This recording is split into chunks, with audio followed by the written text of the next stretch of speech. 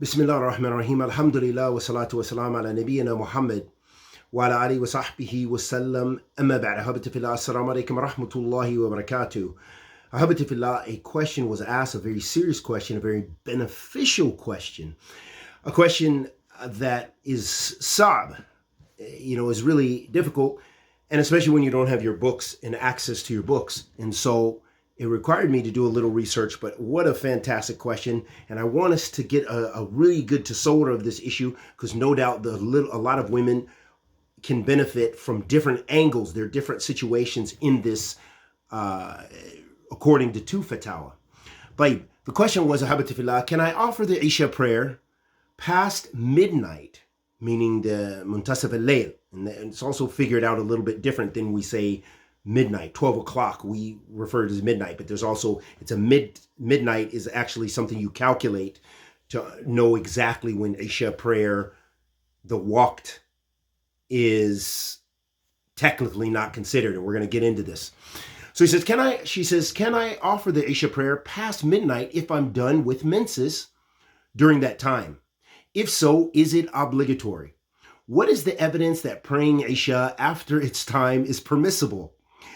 Would I be making up the prayer in such a case? Can I pray Isha with Fajr? The reason I'm smiling, because it is a pretty deep question, but alhamdulillah, ulama sunnah have dealt with it. Before we get into that specific question, I want to give us a background and a tasawwur, a good analysis to look at this issue from other angles as a different question, but in that fatwa, it gives a lot of benefits that is surrounding our issue. Then we're going to deal directly with it.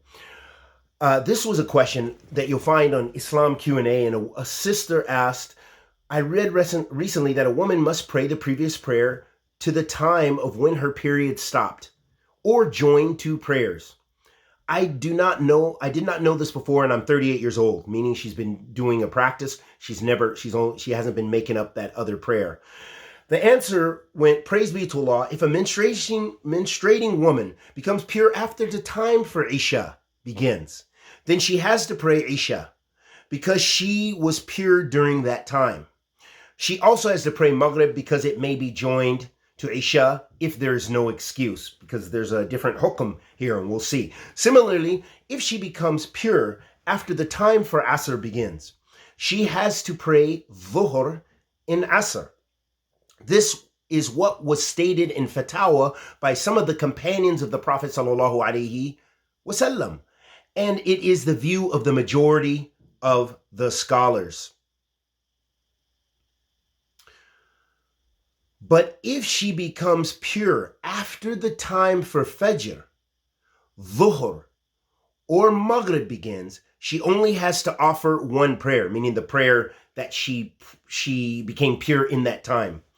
Namely, the prayer at the time of which she became pure, Fajr, Dhuhr, or Maghrib, because these prayers cannot be joined to anything that comes before them. That's the ibra there.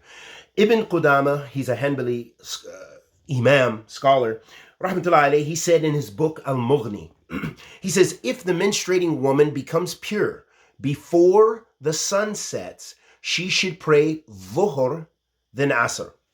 If she becomes pure before dawn breaks, she should pray Maghrib and Isha.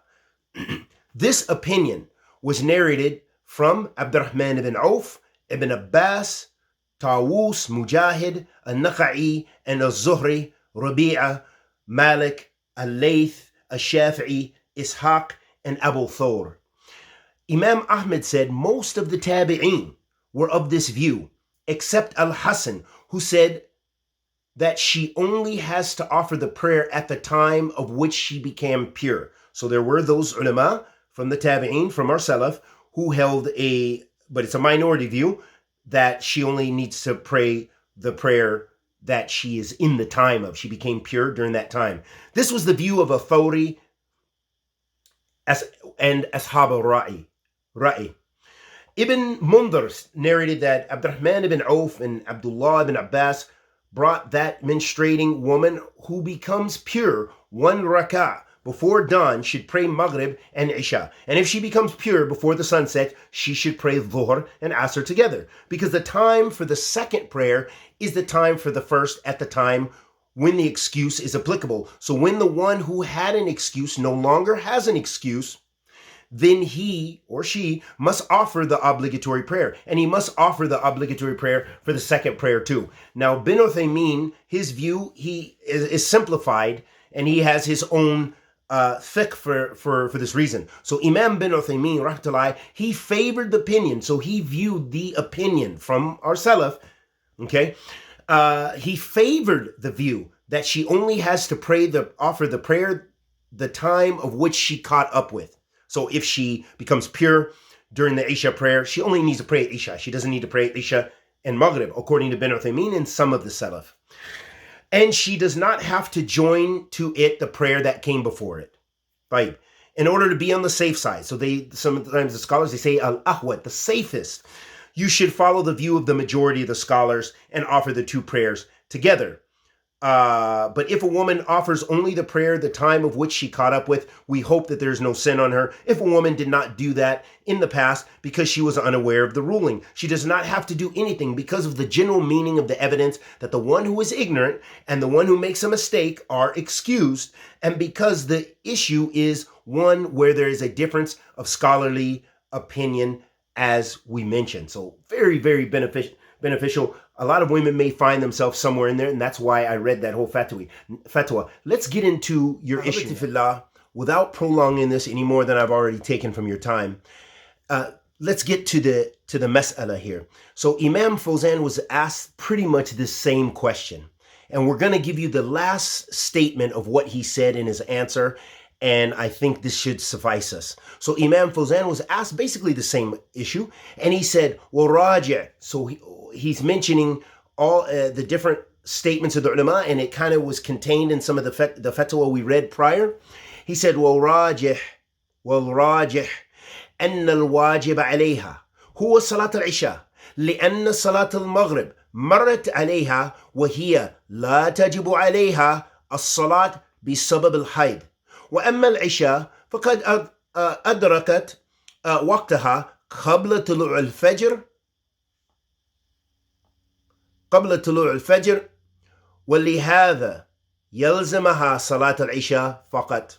So Imam Fawzan says, and this is the last part of his answer, he goes into it and very beautiful, but he says here, he says the most correct view, so you can rest assured, you can rest safe, and so this is Imam Fawzan's, and it's muwafaqa, it's in agreement with Bin Uthaymin's and some of the Salaf. And there's no problem if you follow this fatwa or the other fatwa, whatever you feel most comfortable with. And I would say that I would go with this. So Imam Fawzan, he says, the most correct view is that it's an obligation upon her to pray Salat al-Isha. And this applies to your situation. And that is because Salat al-Maghrib has already passed for her. And it is not an obligation upon her at that time. It wasn't an obligation upon her to pray, because during Maghrib she was actually impure. She still had her menstruation. And that's due to her menstruation.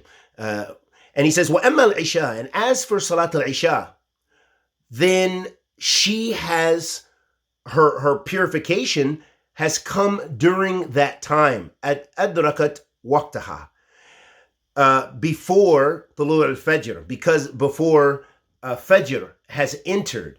And for this reason, she has to pray Salat al-Isha only. Now, Imam Fawzan also mentioned in the length of his answer, because we didn't want to spend a lot of time on that, but he also pointed out that Salat al-Isha, like Salat al-Asr, it has waqtan. It has two times. So what we say, the fuqaha, they say, with as far as Salat al-Asr, and likewise Salat al-Isha, that they have what's called waqt al-ada wa waqt darura. Okay? There's the time for Asr when it comes in that you need to pray. Then there's the time which is waqt al-darura, and that's prior to Isha, prior to Maghrib, just by a little bit. So for example, someone who works late and they have a busy schedule and they just got caught up and they missed the Salat al-Asr in that time. Maybe Asr is 2 hours and 15 minutes between it and Maghrib. And that last, they get home and they have enough time to pray, and there's only 10 minutes before Maghrib is going to come in. That is called waqt al-darura. That means they've got to pray at that time, or they miss Salat al-Asr. They will have totally missed Asr, and any prayer of Asr will be a making up. It will not be the actual prayer. It's considered qada. So likewise with Salat al-Isha, it has 2 times. So as you mentioned, oh questioner, you mentioned about midnight. So for you, if you have missed the time which we normally consider for Salat al-Isha, that is the waqt, what we considered up to midnight, that would be the waqt al-Isha. Okay, it's the waqt al-Adad, when you should pray your Salat al-Isha.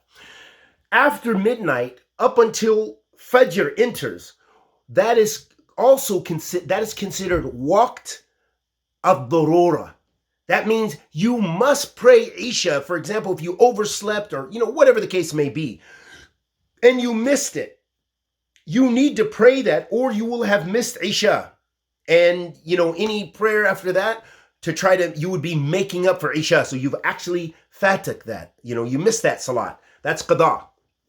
So the point being, Imam Fawzan points that out to say that, that you have this waqt al-darura still, even after midnight. So if you become pure after midnight, or really muntasif al-layl, after halfway of the time, which is figured out differently shar'an than 12 o'clock midnight. So anyhow, let's say if it does fall midnight, let's say if midnight is really the half of the day, okay, you can figure it out by hours. Let's say if it's midnight, 12 o'clock. Up to 12 o'clock, that is the time for a person to pray their Salat al-Isha.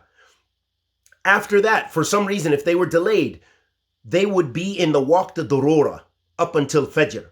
That's the time they have to pray at that time. Likewise, for you, because you became pure, say you became pure at 12:01 or 12 o'clock or whatever the case may be, you are now in waqt al-Darura, but it's still waqt al-Fajr. It's still the time of Fajr, if you follow me. So because of that, you are responsible for, I'm sorry, I said it was before Fajr. So this is the waqt al-Isha. This is still waqt al-Isha. This is still the time for Salat al-Isha, but it's the necessary time to pray. The darura, you must pray it. And so you're in a dangerous zone. So because your purification fell during that time, you will now purify. You'll purify yourself, and you will pray Isha, and you're just responsible for Salat al-Isha. And this is according to some of the Salaf and the state and the which Imam Fawzan and Imam bin Uthaymeen believe is the most correct view. So then you would only be responsible for that. You wouldn't be responsible for Salat al-Maghrib because you missed Maghrib. And we ask Allah subhanahu wa ta'ala the Almighty to accept our good and forgive our evil. Wa sallallahu wa sallam ala nabiyyina Muhammad.